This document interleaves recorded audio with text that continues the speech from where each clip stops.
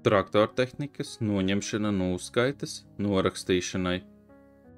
Pēc sekmīgas reģistrācijas procesa zemkopības nozares e-pakalpojumu vietnē nākamajā pieslēgšanās reizē tīmekļa vietnes augšējā labajā stūrī izvēlaties sadaļu Iet e-kabinetā.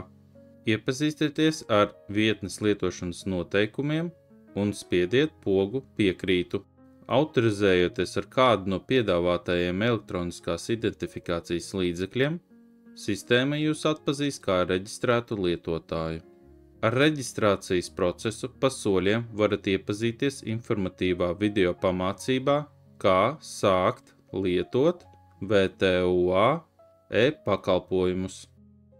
Kad esiet sekmīgi veikuši identifikācijas procesu, jums parādīsies dažādu iestāžu e-pakalpojumi. Izvēlieties Valsts tehniskās uzraudzības aģentūra.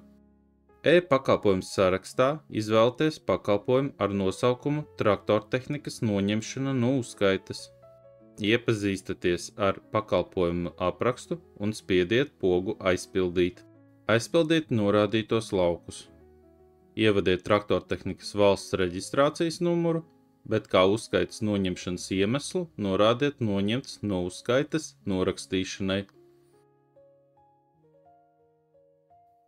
Tālāk spiediet pogu Turpināt.